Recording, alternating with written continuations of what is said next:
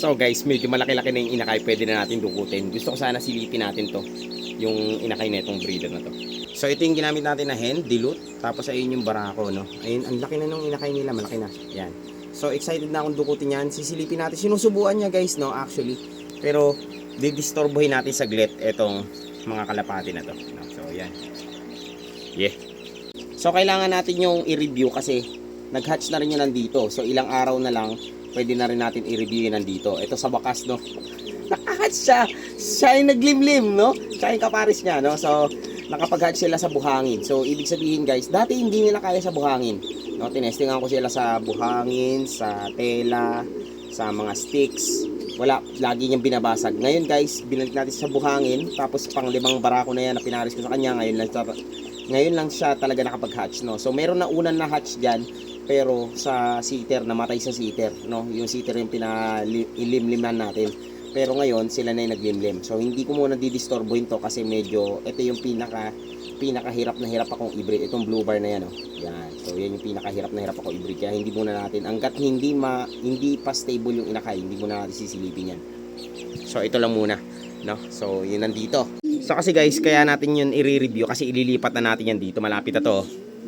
Eto, so ito yung sitter natin, tapos ayan yung inaalagaan nilang inakay, no. So hihintayin na lang natin tong isa pang beses mangitlog, tapos 1 week aawatin na natin tong inakay na to, no. Tapos ayan sila, ibabalik na natin to sa taas kasi ito ibibreed ko na to. Ibibreed ko to sa lola niya, sa Classic Oriental. Lola na ito, Classic Oriental Frill, no. Tapos ang lolo niya ay German Beauty Homer. Hybrid kasi to, eh. Second generation na to silang dalawa. So actually magkapatid yan, no. Pero hindi sila magkasabay ng clutch. Tapos ayun yung siniter nila. So sila nagpalaki niyan. Ayan, ang laki na, no. So malapit na yung maawat. So ito ilalagay ko yan dito. Tapos yung i-review natin, dito natin yan ilalagay after 1 week.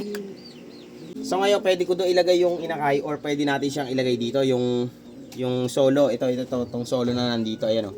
Yan, yung solo na yan, pwede natin siya ilagay dito sa isolation. So pwede ko naman to ibalik doon sa taas kasi nga cancel yung show ng Mayo. So sa end pa ng May ang sunod na show sa Pampanga, no. So sisilip tayo ng ibang ibon kasi baka mamaya nalaglagan na to ng balahibo. Ito kasing breeder na nandito, no, medyo malaki na rin guys, no. Baka ilipat din natin to. Ito guys, so last clutch na rin nila to kasi, no. So ayan, dalawang asan yung isa? Yun, nasa likod. Yan. So dalawang inakay dito, medyo healthy naman sila, no. Ang ganda rin ng progress nila guys, ang bilis magsilakihan, no. Medyo malalaki na rin. Ayan. So hopefully magtuloy-tuloy. So nagtuloy-tuloy naman sila magsubo diyan, although nilipat natin sila para mabakante na natin yan nandoon sa dulo. Okay guys, sisimulan na nating i-review yung inakay kasi excited lang akong kunin yung inakay na yan. So guys, ito munang nanay ang dudukutin natin, no. So ito yung nanay na ginamit natin. Akin to guys, no. Ayan, nag-iisang dilute ko na lang to. Ito rin yung nag-iisang dilute na naka-express, no. So inahin siya guys. At ayan, no, ganyan yung dilute. Checker yan guys, checker na dilute. Yan. Yung iba tinatawag itong dan, no. Pero dilute yan na checker. Pero bahala naman kayo, pwede niyo naman tawagin dan yun. Tapos kapag ang dilute kasi kapag pula, yellow. Kapag ang dilute naman ay brown, khaki. No, kapag blue, ito kasi blue, dan, no. So dilute pa rin siya, no. So ito yung nag-iisa kong dilute. Ito yung ginamit ko na hen. At may chance na makapagpasa ito ng dilute genes sa mga magiging lalaki na inakay niya. Pero hindi ito maglalabas ng dilute na anak. Unless na lang ang kapares niyang barako ay may kargang dilute genes. Ibig sabihin, dilute carrier. Kapag dilute carrier ang barako, maglalabas siya ng dilute. Pero kapag hen mo ang may karga na dilute, medyo mahirap yan magpalabas ng dilute na inakay. Ito naman guys yung barako. So ito yung ginamit natin na barako. At ito, so sa lahat guys ng breeders natin, ito yung pinaka-massive sa lahat, no. So ito yung pinaka-massive. Although isa to sa mga pinakamatatanda. So makikita nyo guys, nagwa-warts na yung ilong. Ayan, kulubot na. Ayan, ibig sabihin yan, sumasargo na. Napakatanda na nito guys, nasa 8 taon na rin to, no. Ayan. Pero napakaganda ng seri nito, tsaka ng kulay ng mata. Tapos ang kapal ng tuka at ang haba ng ilong, no. So ito yung pinaka-massive natin na barako. Ito yung nakapagpa-hatch, no. So sa wakas nakapagpa-hatch na sila ng isa. isa pa lang, no? So hopefully makapagpa-produce pa tayo ng marami gamit dito, no? Tapos ang mga magiging anak na ito na inahin ay i-infuse natin sa ibang ibon or ibabalik natin sa kanya, no? So depende guys kung anong mapagtripan natin. So ngayon silipin naman natin yung anak nila. Ang laki ng anak nito. Tignan nyo guys ha, tignan nyo yung ilong nito ha. Ayan, nakita nyo ang laki tsaka ang haba, no? Ang haba, no? So nag-warts na lang yan kaya nagsobra.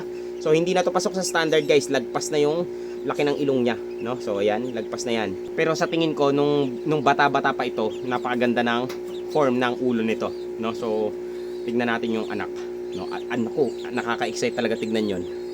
So guys, ito yung ina kayo. Tignan nyo, ang ganda ng ulo. Ayan. Tignan natin sa sa main camera guys. Sa main camera mas malinaw to. Ito siya guys, oh. Ayan oh. Tignan niyo yung yung ilong niyan. Boom. Boom. Ayan. No, medyo madumi pa. Ayan, nang makikita nyo ang ganda ng tuka.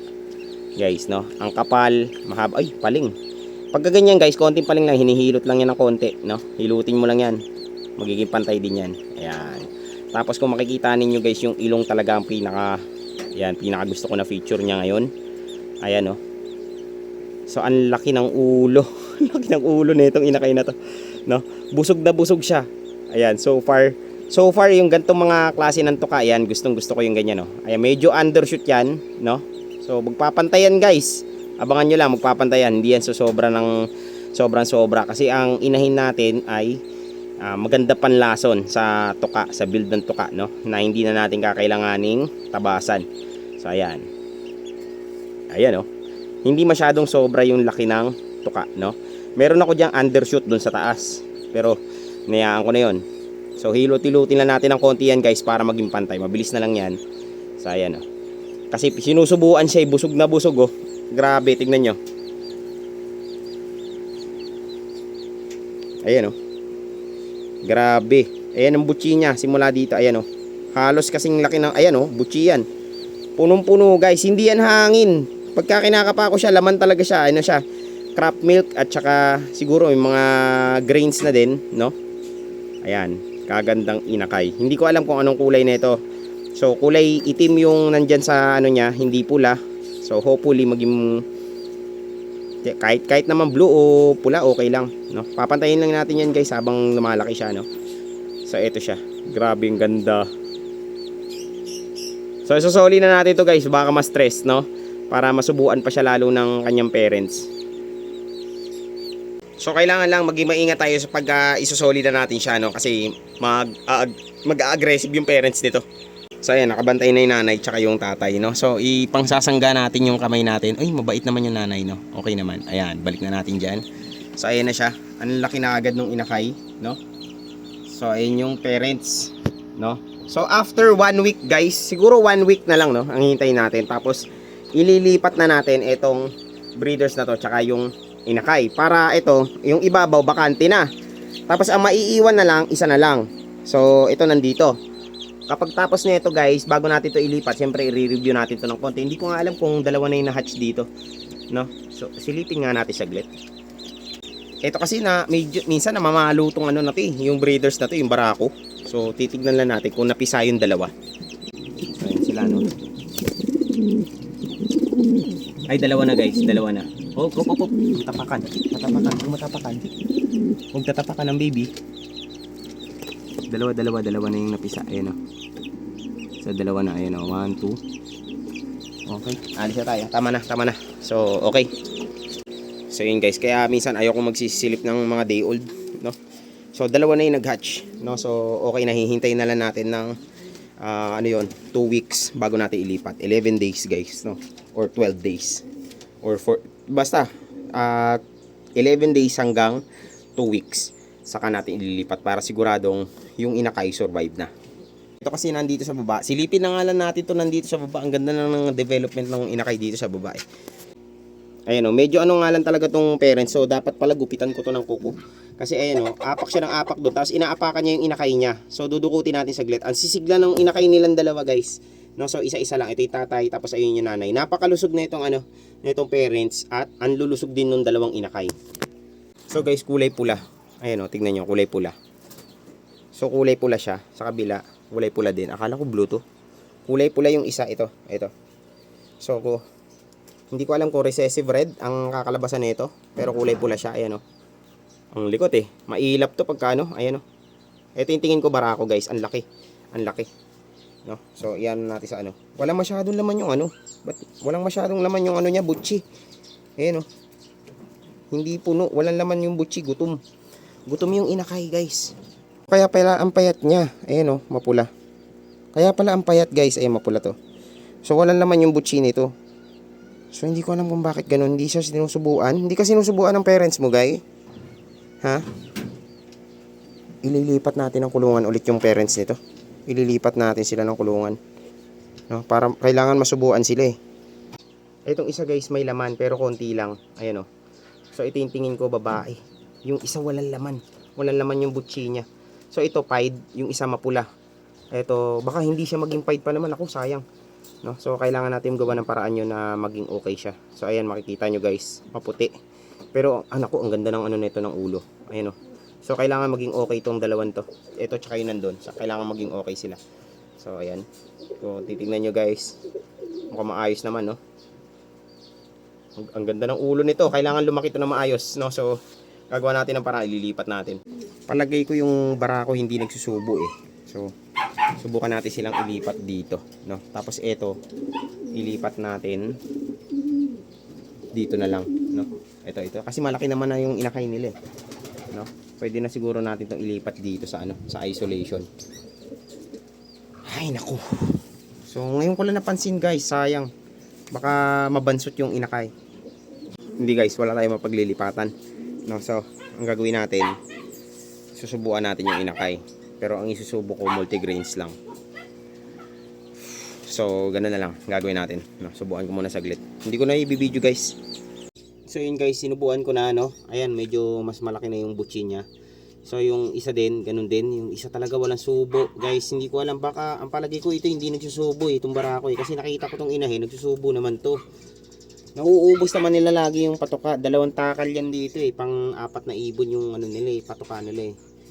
No, so, yun, hindi ko alam kung ano nangyari, ba't ganun. Buti na lang talaga sinipit natin, no. So, hindi ko na binidyohan guys, no, sinubukan ko sila. Ito kasi, hindi sila pwedeng ma-delay. Kasi mas maganda yung structure nila, na itong dalawang to, kaysa sa una nilang kapatid. Ito yung panganay nilang kapatid, oh. Ito, ano? Ayan. Ito, ang ganda ng katawan nito guys. No? Sinusubuan na itong dalawa. Dalawa yung nagsusubo. Yun nandun sa kabila, mas malaki yung ano, mas malaki tong parents eh. Ito yung totoong magulang yan eh. Mas malaki tong mga ibon na to kaysa sa mga ginamit ko na sitter. No, so kailangan dapat mas malaki din yung inakay na yon. So ito na delay na, itsura nila, delay na yung ano, yung dalawang inakay. So ngayon, sinubukan ko. So hindi ako gumamit ng ano pampot-pot, kinakamay ko lang, ginaganyan ko lang yung ano, yung pellets lang binigay ko sa kanila tsaka ano, multigrains, no? Tapos pinainom ko ng konting tubig. So okay na yun guys, no? Lalagyan lang natin ng laman yung butchi nila kapag walang laman. So bukas sisilipin ulit natin yan. So susubukan natin silang sundutan at least isang beses sa isang araw, no? Grabe, ang daming palpak, no? So ito lang kasi dapat ang bubunutin ko ito. May inakay na eh, no? So nasilip natin to na maayos. Ito, ayan, nalagay sa alanganin tuloy yung dalawang inakay. Baka mamaya natapakan na nito. So, yun ang problema natin ngayon. Umalis na ako dyan. So, inayaan na natin. So, ang tagal pa naman ito ano, itong inahin na to. Ngayon pa lang siya nakahatch, oh. No? Tapos, yung inakay dun, wala sundot. Ay, nako. So, ganun talaga guys, no? Kaya dapat minomonitor nyo rin talaga bawat breeders ninyo guys, no? From time to time. Ako naman, sinisilip-silip ko naman sila. No? Tapos, syempre, minsan tiwala natin sa mga breeders natin na susubuan na maayos yung mga inakay. So akala ko okay, no? So sinilip natin, sinipat natin. So ayun, nakita natin merong maliit na problema lang yan guys, madali lang yung solusyonan. So hopefully kapag medyo mas malakas na or lumaki-laki na yung inakay kasi magiging garapal na yan, magpapersay na nilang magpasubo sa kanilang parents, no? So kapag medyo mas malakas na sila ng ganun, so mauobliga na magsubo yung parents nila. Ang dami pa naman natin nakasalang ito, no? So ito guys, reset, no? Inalis ko yung itlog nila. Tapos ito, Ayan. Meron ng isa. Inalis ko yung unang itlog, no? So, yung pangalawang egg lang yung kailangan natin dyan. Kailangan lang kasi natin makapagpalabas ng inahin na kulay white, no? So, yun. Hopefully, ito, anak ito ng puti. Yan, anak niya yan. So, hopefully, ito, carrier na ng jeans na puti. Tapos, kasi may mismark yan eh. May mismark yan, may teardrops din yan. So, hopefully, maglabas din siya ng anak na puti, no? So, ayan. Fake eggs yan, guys, no? Yung pangalawang itlog, hindi pa lumalabas. Tapos, yun nandito, guys, ito. Ayan, nagka-itlog na rin. So, inalis ko din ang unang itlog. Yung pangalawang itlog ang papalimliman natin, no? So, ayun yung una. So, kasi dalaw-dalawa yung nilalabas na itlog eh. Yung naunang lalabas, inaalis ko para yung pangalawa lang yung papalimliman natin. So, nailabas na nitong hen na to. Ibig sabihin, okay na siya na mangitlog. Yung pangalawang egg na lang hinihintay natin. Pag nailabas yon, aalisin ko na yung fake eggs. Tapos, isang itlog lang ang ipapahatch natin. Kasi ang target natin, mostly ay mga inahin lang, no? So, yun nandito guys. Ayan. Nakaano na yung isang ibon. Ano to? May itlog na rin. Wala pa. Mga itlog pa lang, no? So, nagpe-prepare pa lang siya. So, hopefully, malaman natin kung ano to. Kung pares talaga to, inahin tsaka barako. So, sana talaga guys, no? Pag ito mamaya, baka mamaya inahin din to eh. So, sana talaga barako to. Pumatong siya isang beses, nakita ko. At hindi pa shoot. So, titingnan na natin guys kung magpe-fertile, no? So, dalawang itlog ang papaano natin dito sa dalawang to. Tapos, change of plans guys, no? So, i-keep muna natin to dito. Hindi na tayo maglilipat muna ng inakay ngayon.